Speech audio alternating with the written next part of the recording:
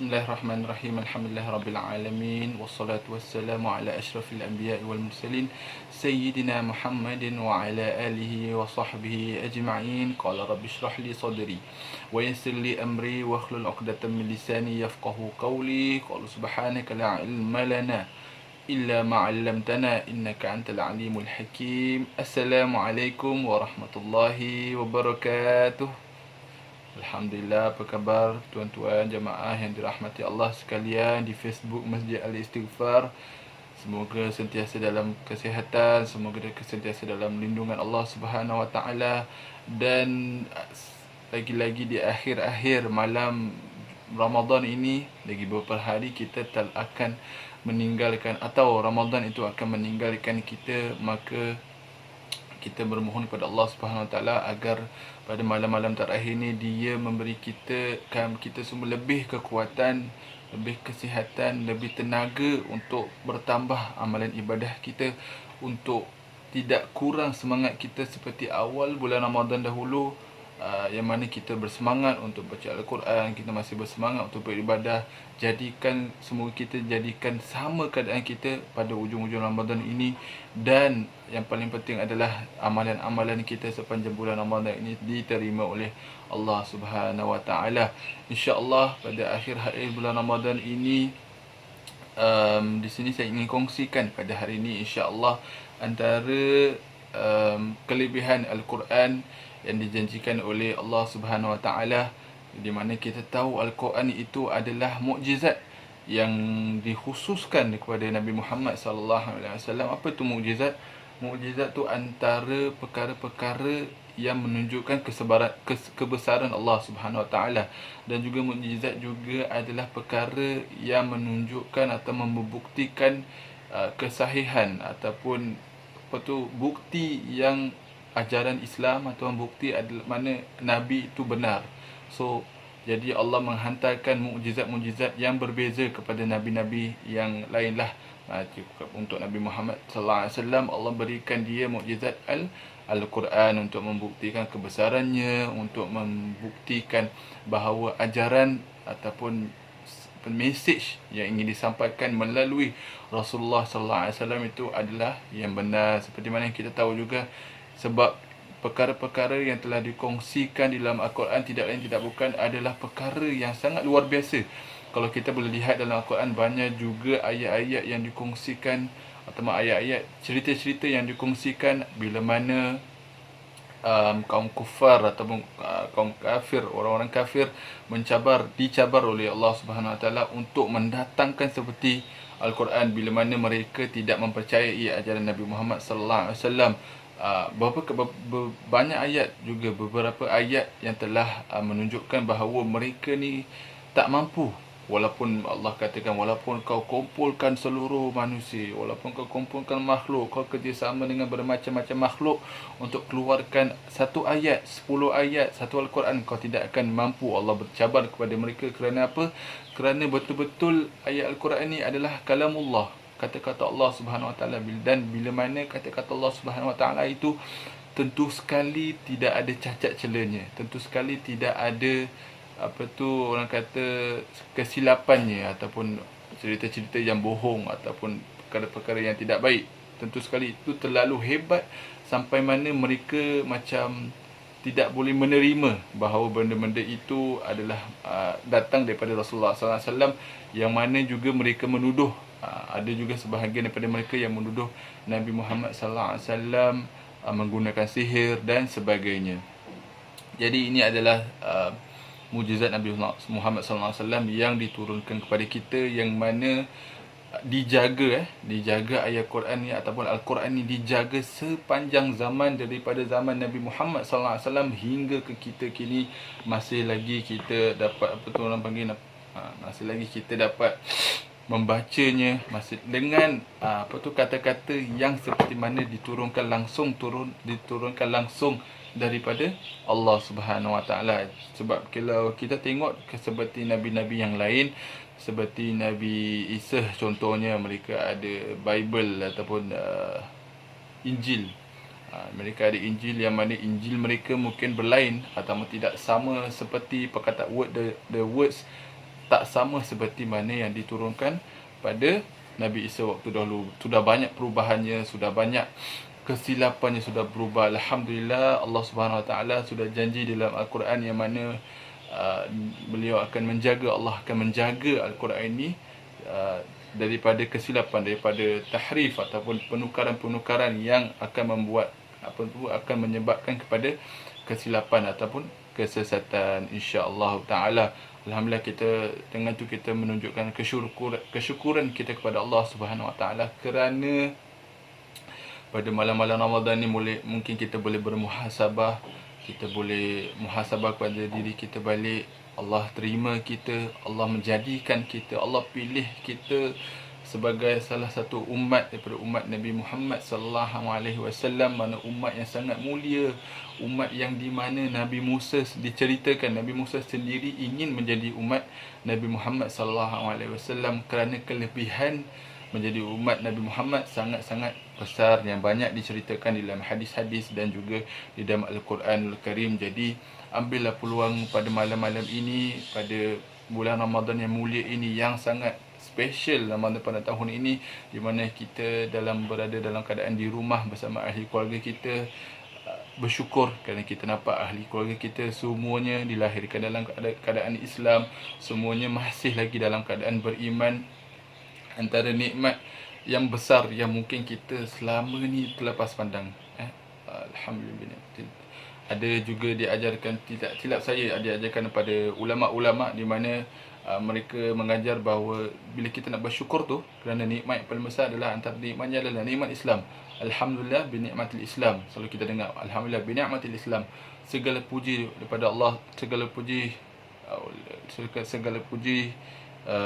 untuk Allah Ta'ala atas nikmat Islam. Nikmat Islam sangat besar. Bersyukurlah kita dapat masih diberikan nikmat Islam, masih diberikan nikmat kesihatan untuk merasakan keimanan kepada Allah Subhanahu Wa Ta'ala, dan diberi peluang untuk membaca Al-Quran. Kelebihan Al-Quran tu diberikan kepada kita. Dengan itu saya masuk langsung terus kepada topik kita pada hari ini. Sebenarnya bukan pasal topik kita pada hari ini adalah tentang kelebihan Al-Quranul Karim.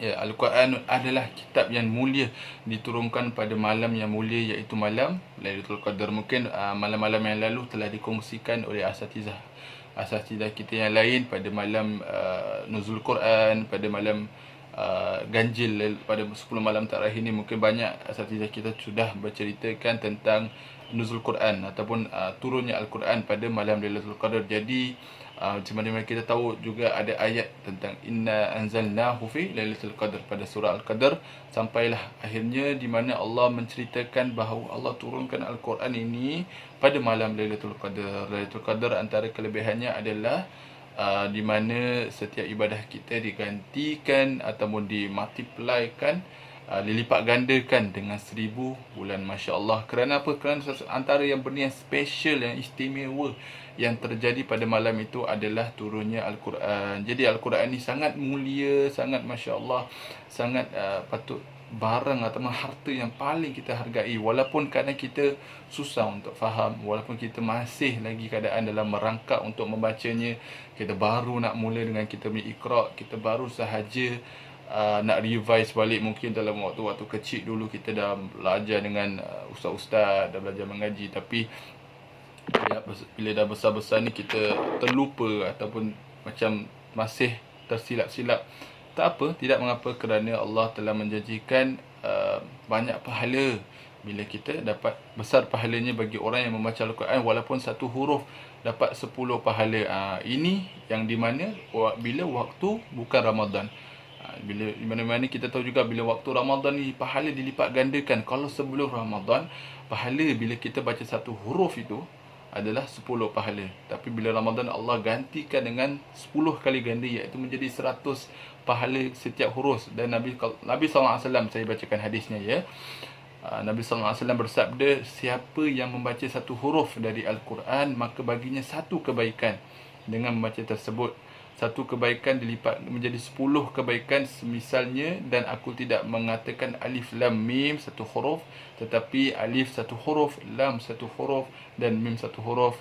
Riwayat At-Tirmizi. Di mana maksudnya, contohnya, that means bukan bila kita, contohnya saya baca surah uh, Al-Fatihah lah, saya baca Bismillahirrahmanirrahim. Maknanya bismi satu perkataan, tapi bukan satu huruf. Dalam bismi saja sudah ada 3 huruf, iaitu ba, sin dan mim. Jadi maknanya itu saja saya sudah mendapat 10 pahala. Atau kita, bila kita baca bismillah sahaja, sudah berapa?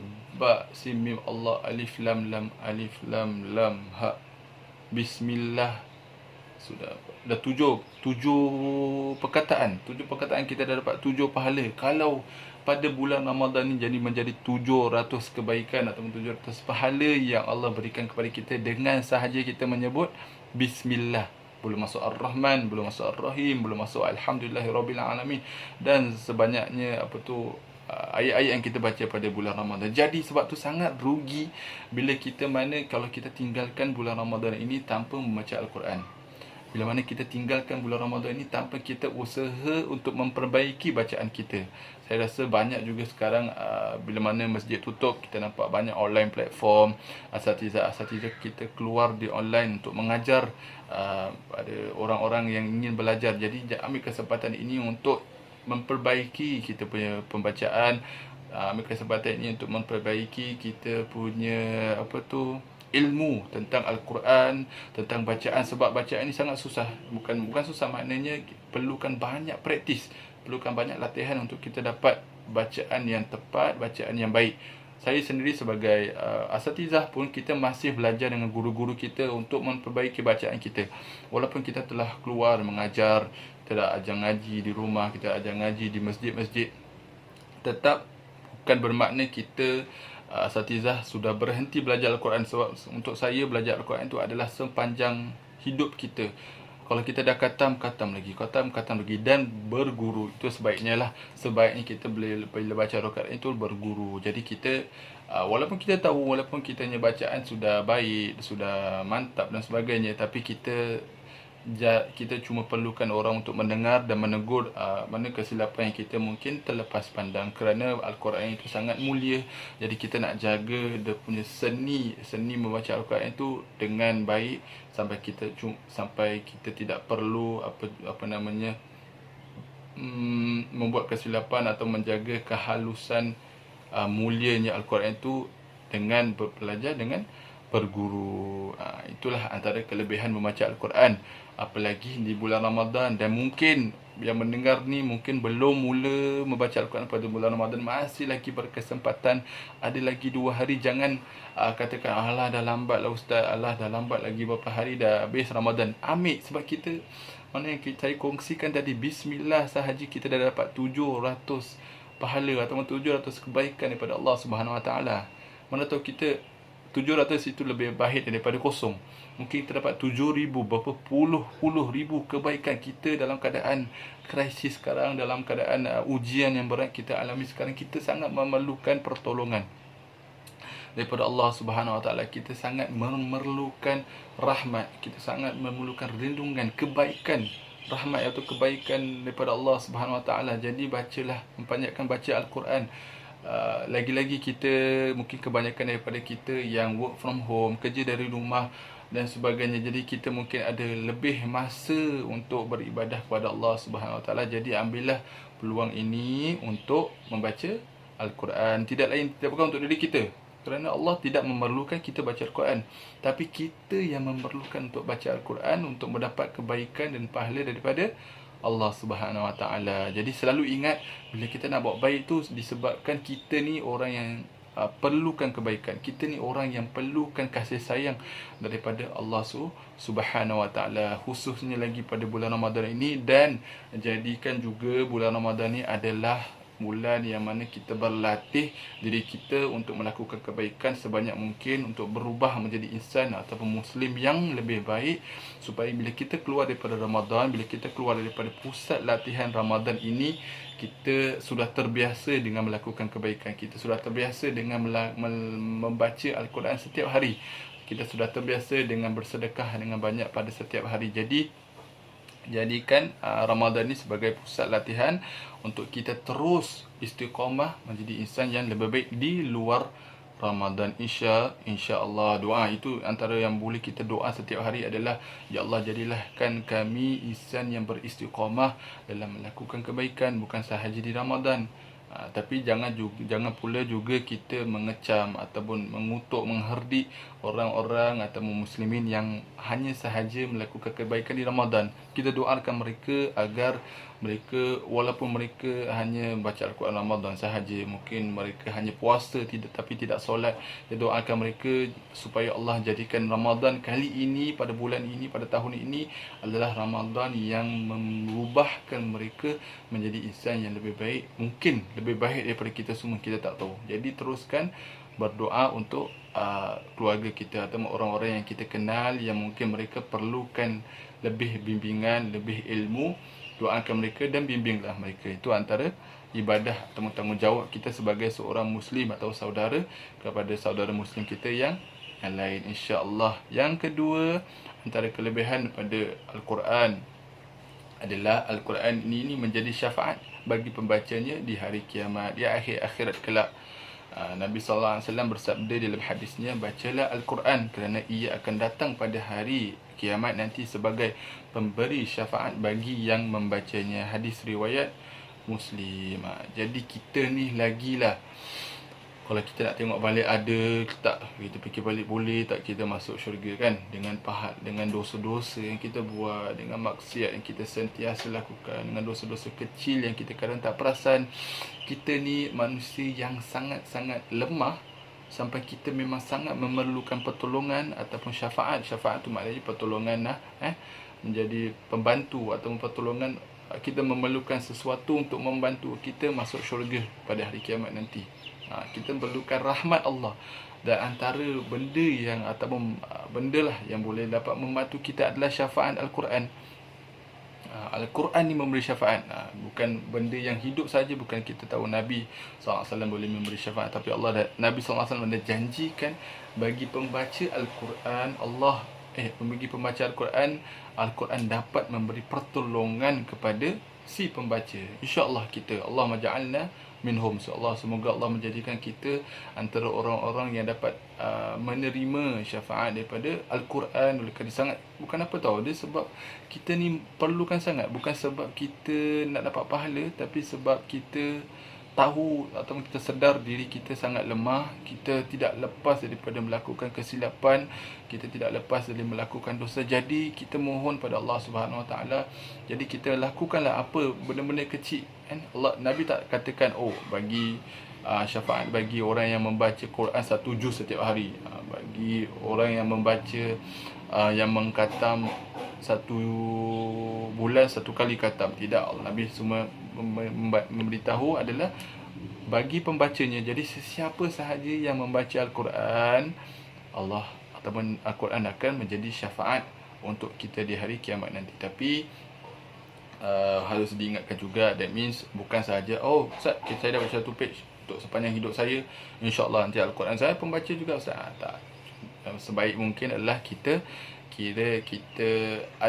punya time, kita menjadikan Al-Quran tu sebagai peneman kita bila kita dalam keadaan kita susah, bila keadaan kita senang, bila keadaan kita sempit, kita lapang. Kita ada timing khusus atau waktu khusus pada setiap hari tu kalau mampu, atau setiap minggu tu dalam ada beberapa waktu tu yang kita jadikan ni time Al-Quran. Benda lain kita ada appointment dengan Al-Quran. Kita mungkin benda lain kita boleh buat appointment.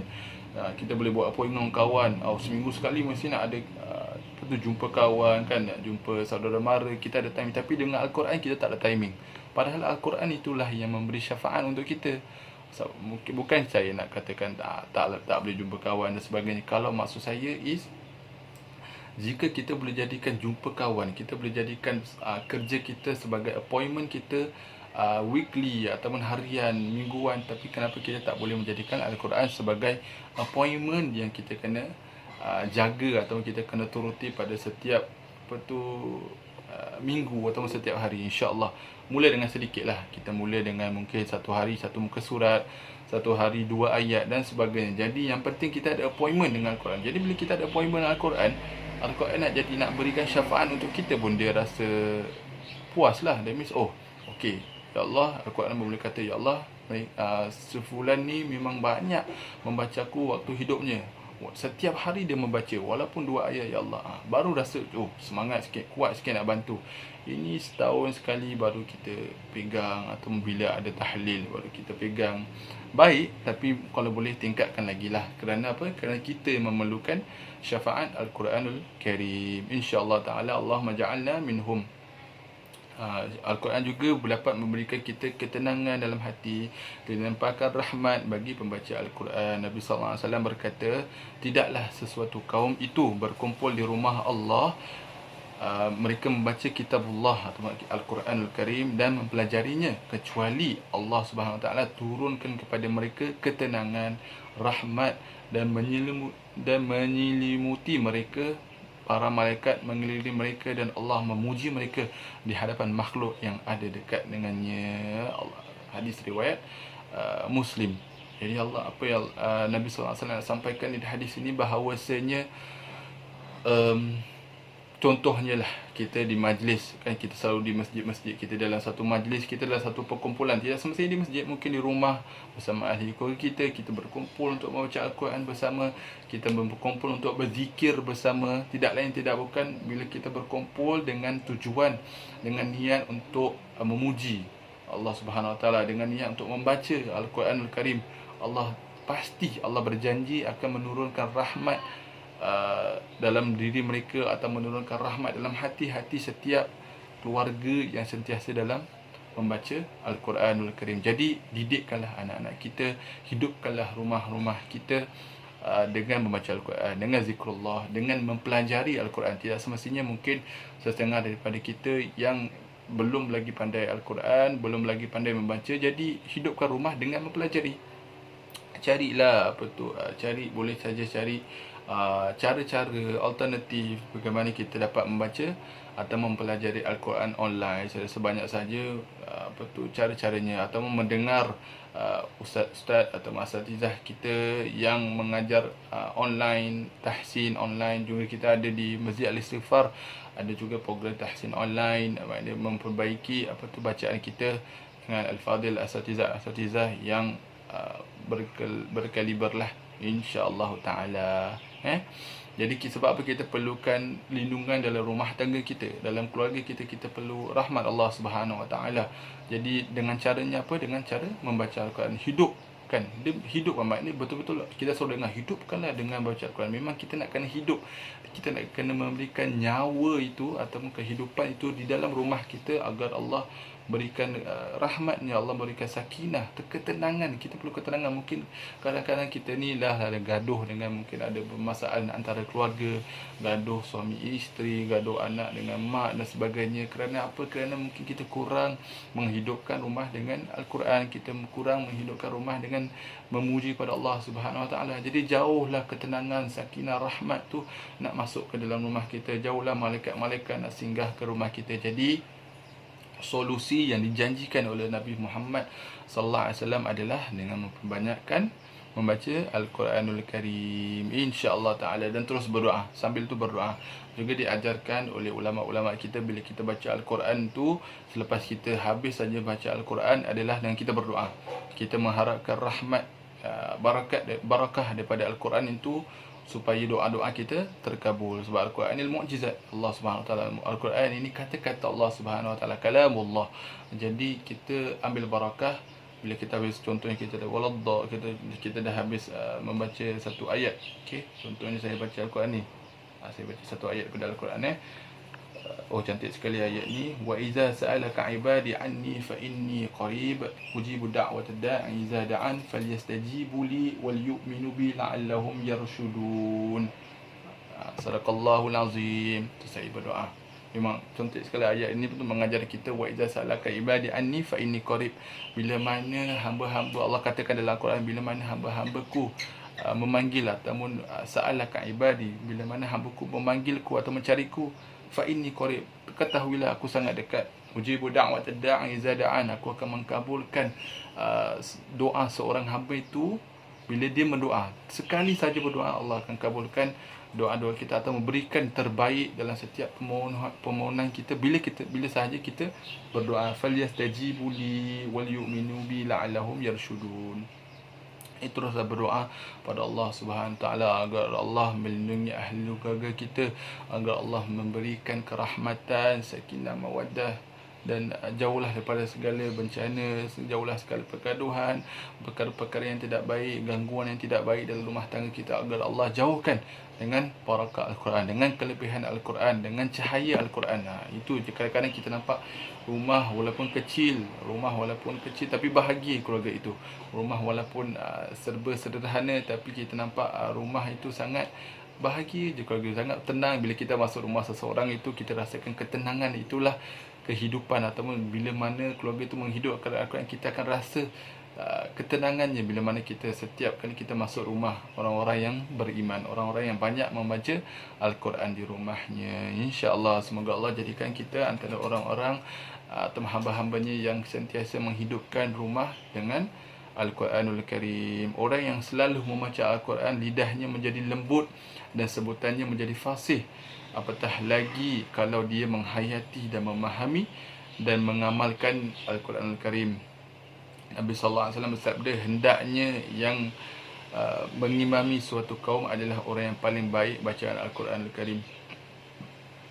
Ini masuk topik imam lah. Kalau kita sebagai imam-imam rumah tangga kita, kita ada imam. Siapa imam kita? Itu suami-suami.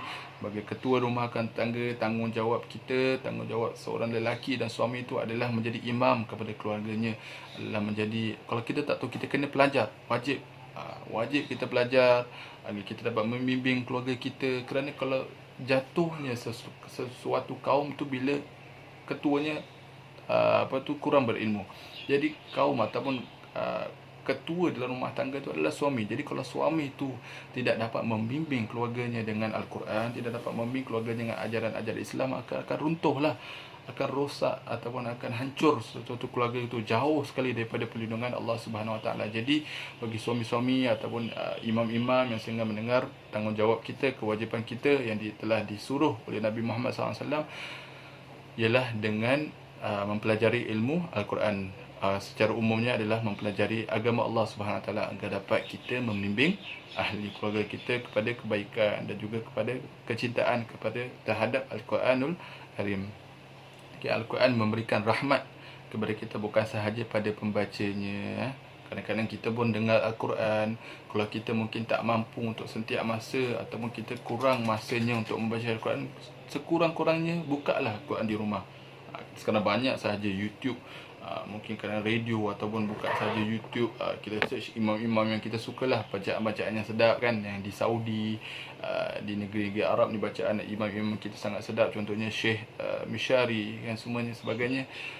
Buka, jadi kita dapat, kalau kita tak mampu untuk baca Al-Quran setiap masa, kita buka, jadi kita sambil itu kita actually hidupkan rumah kita dengan zikrullah, dengan alunan bacaan Al-Quranul Karim. InsyaAllah dengan benda-benda atau usaha kecil seperti gini adalah menyebabkan kita, amalan-amalan ini yang menyebabkan kita dapat masuk di dalam syurga. Kerana apa? Allah, guru-guru selalu mengajar, buatlah amalan ataupun buatlah kebaikan sebanyak mungkin, kerana kita tak tahu amalan yang mana yang dapat membuatkan kita masuk di dalam syurga. Jadi usaha, cuba saja. Mungkin jangan meremehkan setiap amalan yang kecil.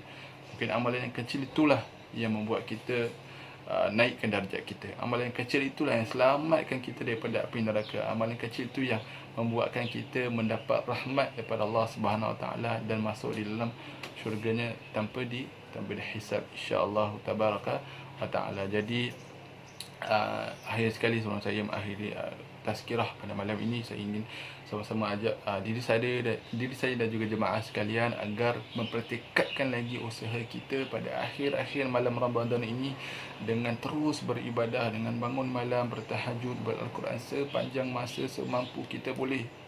Semampu kita, that means bukan kita benar, semampu apa yang kita boleh kuatkan, tingkatkan lagi. Jangan sampai kita keluar Ramadan dengan kerugian, dengan amalan yang sedikit ataupun dengan keadaan yang sama. Dengan at the end of the day, objektif kita adalah untuk menjadi insan atau muslim yang lebih baik bila mana kita keluar daripada bulan Ramadan ini, insya-Allah taala. Semoga Allah menjadikan kita insan yang mulia, semoga Allah menjadikan kita insan yang atau muslim yang lebih baik keluar daripada Ramadan ini, dan juga Allah menerima segala amal ibadah kita pada bulan yang mulia ini, dan pertemukan kita dengan Ramadan tahun hadapan, ya Allah Subhanahu. Dan juga Allah melindungi kita dan ahli keluarga kita daripada segala wabak, bencana dan juga virus COVID-19 ini, dan Allah angkatkan virus ini dalam negeri kita dan juga di dunia ini secepat mungkin, agar dapat kita bertemu semula di masjid-masjid dan melakukan ibadah bersama jamaah, insya-Allah tabaraka taala. Teruskan berdoa agar Allah angkat segala wabak dan ujian ini secepat mungkin. Lagi-lagi pada akhir-akhir bulan Ramadan ini, mungkin malam-malam Lailatul Qadar, yang kita mendoa Allah kabulkan salah satu daripada jamaah kita punya doa. Jadi teruskan berdoa, insya-Allah. InsyaAllah saya mohon maaf jika ada salah kata atau silap kata, kurang faham daripada perkongsian saya pada hari ini. Semoga kita bertemu lagi. Al-afu minkum. Assalamualaikum warahmatullahi wabarakatuh.